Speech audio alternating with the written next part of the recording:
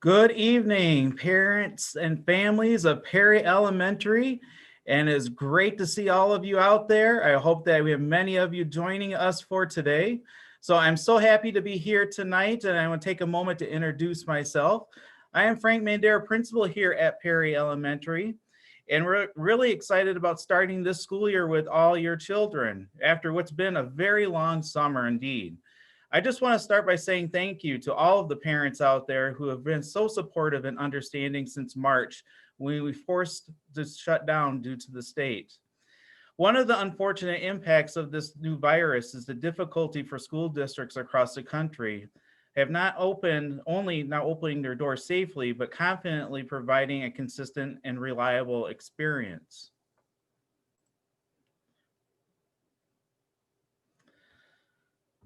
Our school board voted to start school remotely this year. I think with the overall health of our students in mind, we are hoping to be able to provide in-person instruction as the year goes on. But today, I'm going to focus on what school will look like in our initial remote environment. We joined 200 other school districts in the state to begin school remotely. These districts range from Cartersville in southern Illinois to Decatur in central Illinois, all the way up to the Wisconsin border with our neighbors to the north in the North Boone School District. The large majority of students in Illinois will be starting their year in a remote setting.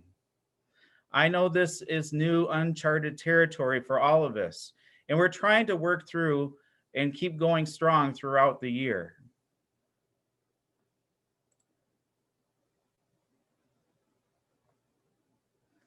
One of the reasons I think our kids love school so much is because it's a place that we've designed for them. We hope that it's going to be a loving, supporting learning environment with them enhanced with remote learning. We've done a lot to get ready for what's coming up. We've increased the amount of training for our teachers by 5 times. All of our students in kindergarten through 12th grade have been receiving Chromebooks. Our teachers are providing live, interactive, real-time instruction throughout the week with video conferencing tools. And we've set up additional time each week for teachers to contact families like you to help support your needs at home. Here are some important points for the upcoming school year. Attendance. One of the reasons, sorry.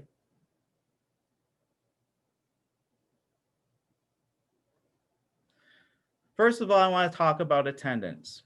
So attendance is going to be taken every day at 8:30 to 9 o'clock. This is a state requirement.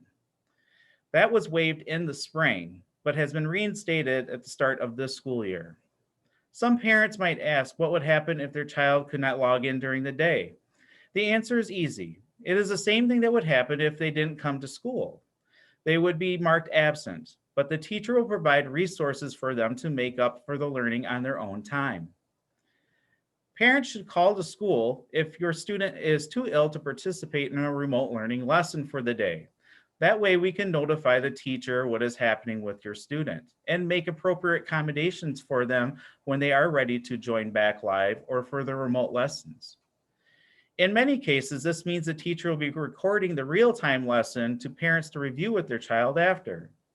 In a proficiency-based environment, attendance doesn't directly impact a grade, but most students will have the best experience when families benefit the most from the teacher's knowledge and skills if the child is able to interact and receive daily support from the teacher.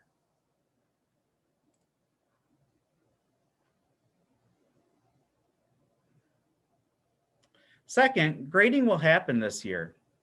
Last spring, we actually were directed by the state to do no harm to children's grades after March 13th. But this year, that has also changed, and regular grading practice will continue because the district has been shifting to a grading environment that rewards skill attainment and not just the seat time. I believe we're ready to be set up for a more equitable system that and can focus more on the essential skills. But students will be graded on whether they are competent in those most essential skills.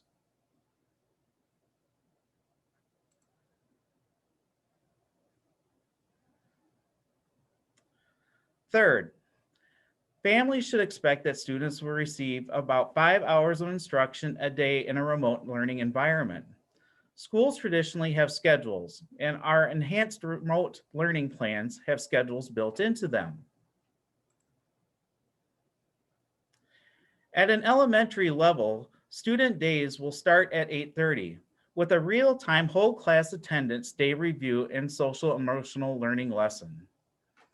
A student may have real live time instruction in a reading at 9 a.m., math at 10, and then lunch at 11. A real live or recorded science or social studies lesson will occur at 12 o'clock, and specials such as art, music, and PE. At 1 and then 2 o'clock to 2:30 would be a time for student independent work. This would be also a great time in which our math and reading interventionists, as well as our special education teachers, will be able to assist with students. The teachers won't be streaming their instructions for 5 hours straight. Within each hour of instruction, teachers will have a mini lesson, a recording of the day's lessons to help out with student independent work. Students will get the opportunity the next hour for a short break and get some of their wiggles out before they come back at the top of the next hour. Some grade levels and departmentalized such as reading and math. Mostly that occurs at Perry in grades 3 through 5. But during this remote learning time, second grade is also going to be departmentalizing reading and math too. Some of their adjustments on their schedule may look a little bit different than others. So just talk to your teacher about when the appropriate times would be for those of reading and math.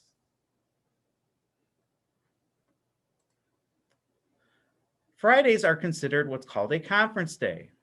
It's one day a week that students are given an independent work for their classes and subjects, while teachers have what's called a conference day.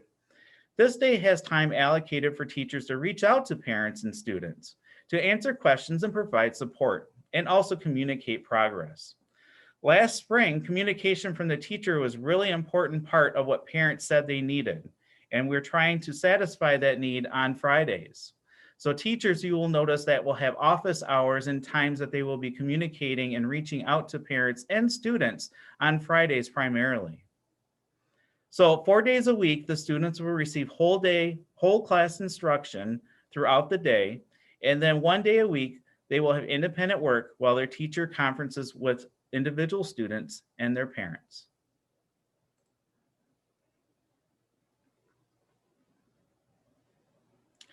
For lessons and assignments, you can find those on the Perry page that is located at district100.com.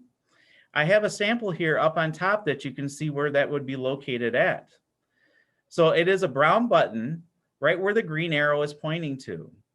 This will become active as we end the week tomorrow so that you will be able to start looking at the teacher's lessons.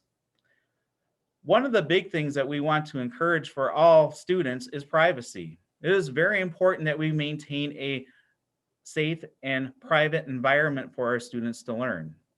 So this year, all of our student assignments and video interactions will be done safely within a login-based system that is password protected called Canvas.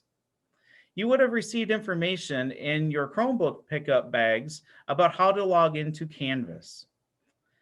Last year, because everything happened so quickly, we kept most of all of our assignments public so parents could easily access them. You can still help with support, but you need to make sure that your child logs in and sees the assignments and support also.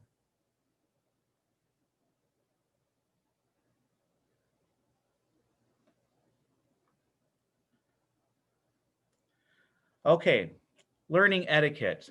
Since we are learning in a whole different environment compared to a classroom setting, now to a remote setting, there are certain things that students need to know.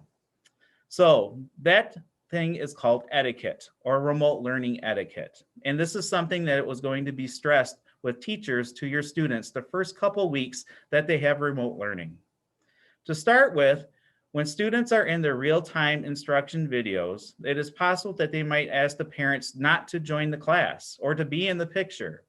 We usually don't have parents or siblings walking in and out of our classrooms, So please refrain from doing so with your child.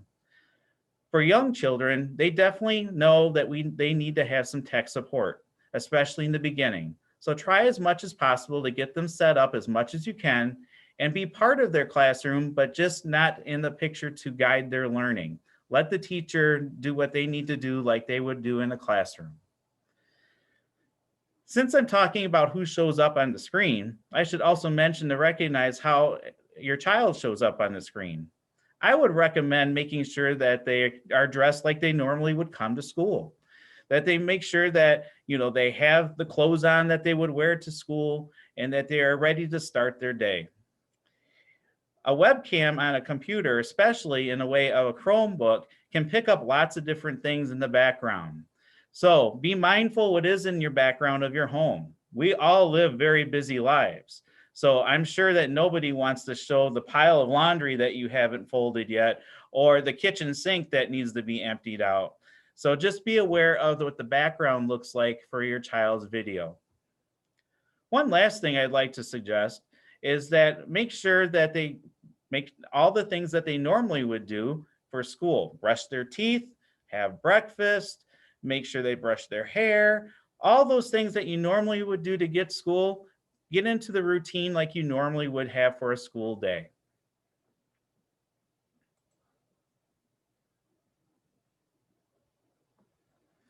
Now, since we're not having a face-to-face meet the teacher this year, there is a virtual meet the teacher that is happening on the Perry website there from the district. So after this video is concluded, I encourage all of you to visit the website on district100.com or go directly to the website, which is pes.district100.com, and find the link that's in purple called Meet Your Teacher. And there you'll be able to do a fun interactive tool to see short little videos from the Perry staff, including your child's teacher.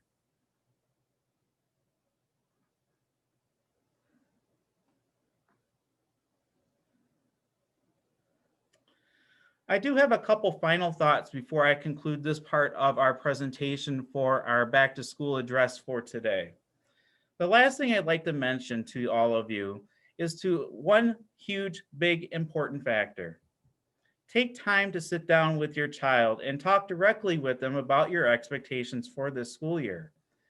I am sure you and also your child is very worried about what's happening this school year, but also very excited about starting out another school year.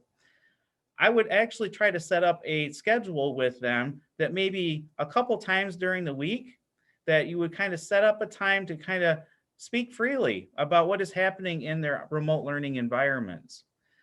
That is a great time for you to have some bonding with your child, but also it gives you some very good feedback of what they're learning and what you can help them out with. All of our children deserve to know that they have adults in their lives that love them and that they're dedicated to their success. So they need to know that more now than ever. I'm very glad that you guys joined me today to share some of these points. And then on Friday, tomorrow, you'll receive an email from your teacher with instructions for the first day of school on September 8th.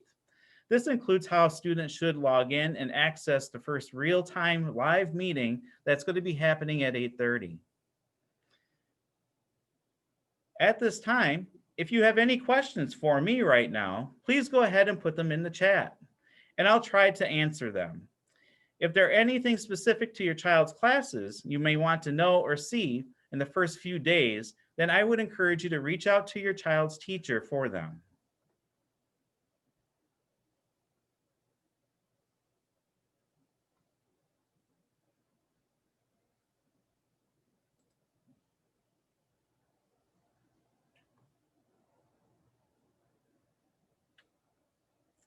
If you do have any questions whatsoever, feel free to put those in the chat area. I will wait a moment or two to see if there's anything that comes up and try to answer them the best that we possibly can.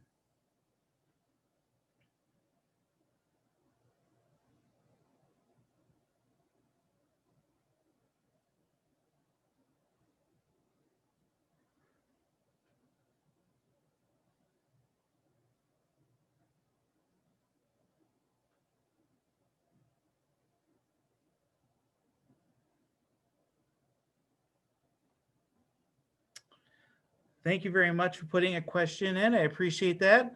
The question says that there are some things that need to be done in way of individual student needs.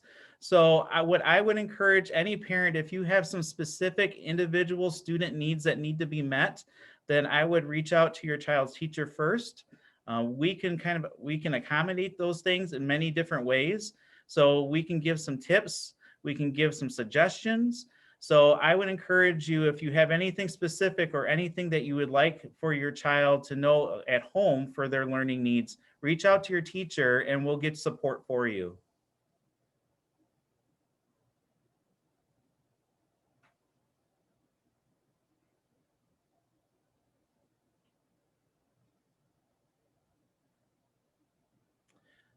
Another question that came up, I know that from another person here, that why did we make this decision to change basically in that time frame that we had in August, when other schools are going to open safely? That's a very good question. I appreciate that one. So, although myself, I did not make that decision to start remote learning this year, but I believe the decision was based mostly on the ability to follow through the Illinois Department of Public Health and Safety, as well as the Illinois School Board of Education. The quarantine guidelines that provide consistency. So we've already had over 50 student athletes and 10 staff members put in quarantine in the last month, not because they necessarily had coronavirus, but because they had contact with somebody who tested positive. So I really believe that the superintendent started to think that it was just becoming too difficult to provide a consistent learning environment with these types of scenarios happening daily with their in-person learning environment. So we started remotely giving our community as much time as they need to kind of assess the situation. And instead of needing to announce school and or class being shut down, and parents come up with just some different solutions overnight. That's why we decided to do that earlier than later. And as I had mentioned before, over 200 districts in the state right now are starting school in that kind of remote setting.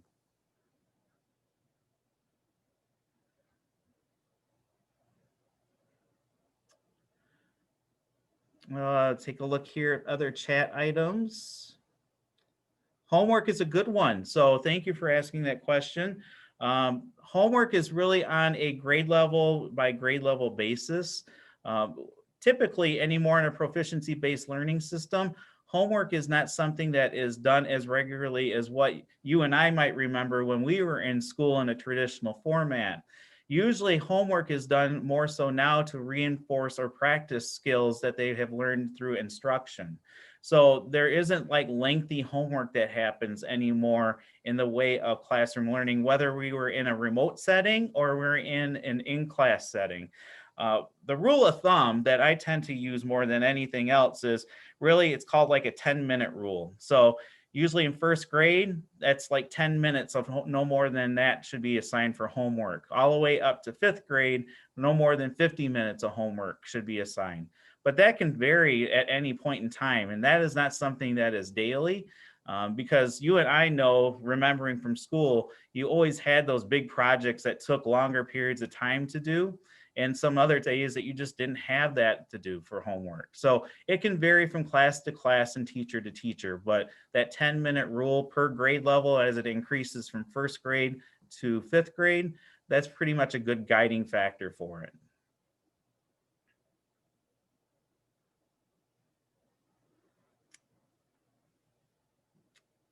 All right, I'm not seeing any other questions kind of come up.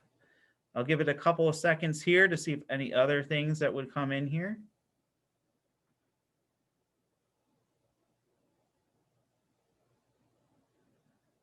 Okay, there was a good question that came up. Thank you very much about Fridays, about logging in that day. That is not an attendance day.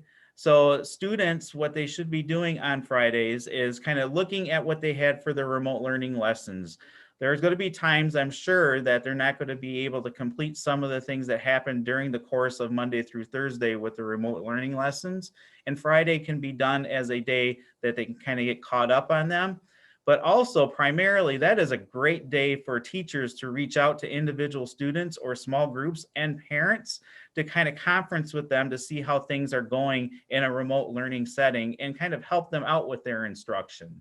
So you'll expect teachers to have much higher expectations of communication with their students and also parents this time around as we go through this remote learning environment compared to the spring. So really the conference day, which is Fridays for elementary, is a day to not just get caught up on work, but it's also something for teachers and parents and students to have more interaction with another about what is happening during the other previous Monday through Thursdays.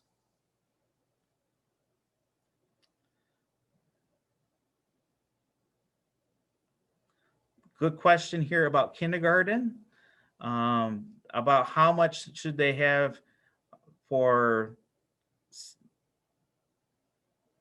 Gotcha. Thank you very much for clarifying that part as an example in that chat area. I appreciate that. So about kindergarten, and I will admit kindergarten is a different thing. As you notice when I talked about homework, I didn't include kindergarten there in that area because kindergarten, a lot of the things that are based with kindergarten is still what I call a play-based environment. So how much interaction should a parent expect to engage with the kindergarten students in times? Really how we're kind of structuring things in kindergarten is to be more interactive, much more environmentally type of, not pencil paper. So trying to do more things of what we would call a play-based environment or an exploratory environment still. So there might be more things that they have to do in the way of looking outside of just sitting in front of a computer. It might involve doing more things away from the computer and then coming back and interacting with the teacher during a live session than it is just doing a pencil paper task. We're really trying not to do that with kindergarten as much as possible, just because it's not developmentally appropriate usually for the age of kindergarten.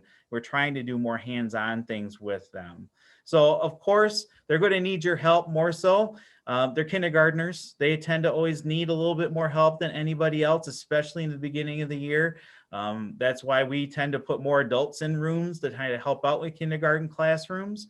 But I think that the teachers have done a really nice job of trying to find that balance of between what's a play-based environment to what is something that parents can do an interaction environment with the students also. Other question, do you need to have any supplies outside of like the typical pencil, paper, quiet workspace? No, you really don't. Really, if you have the basic supplies at home, that would probably suffice at this time. I will say if you want to look at anything as an extra supply, a small like whiteboard with the dry erase marker, that tends to work out really well because what happens then is you can do problems or you can write things on that or draw pictures on that whiteboard and you can show it up to the screen and or show up to your camera and the teacher can see what you're doing as a quick feedback tool. So that might be the one thing I might just suggest that's not on any supply list is a small marker board, whiteboard, and a couple dry erase markers.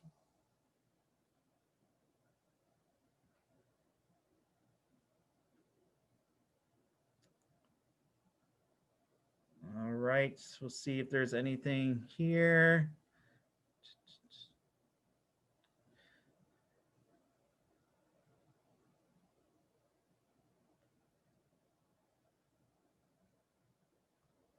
I'm not seeing anything else come across.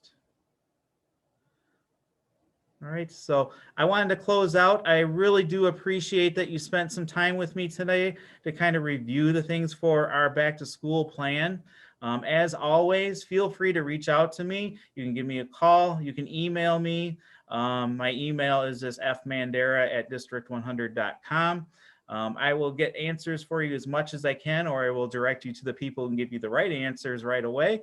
If you do have anything in the way of your Chromebooks to pick up yet, today is the last day for our Chromebook pickup. We'll be calling parents tomorrow to actually see if they can come tomorrow to pick up their Chromebooks. Our goal was to have our Chromebooks in the hands of our students by this weekend so that they could log in, power up, and get things going. We understand that all of us have busy lives and that might not happen, but I really encourage you within the time frame before the holiday weekend comes tomorrow, try to make an arrangement to get your Chromebook picked up. You can do that. If you can't do that today to get it picked up for your child, just call the office tomorrow at 815-544-9274, and then just set up an appointment. The reason why we do appointments is that we have to maintain social distancing. So it's really quick for you to come in and pick it up. We just want to make sure that we kind of limit the interactions as much between adults to another adult, that we can get that information to you, the Chromebooks to you safely. On that note, thank you guys. You guys are doing a marvelous job. I truly appreciate everything that you're doing to support your kids. I really do love it here at Perry Elementary. It's the best school in the whole district, hands down. We have great families, great kids, great teachers. We have wonderful people within a school environment. And notice I said school environment. It doesn't mean just has to be in place, that we can do this no matter where we're at, whether it's in school or in a remote and learning environment. So I really look forward to working with all of you for this school year, and I wish you the best of luck. And if you have any questions, never hesitate to ask, and make sure that you stay Perry strong at all times. Have a great night, everybody.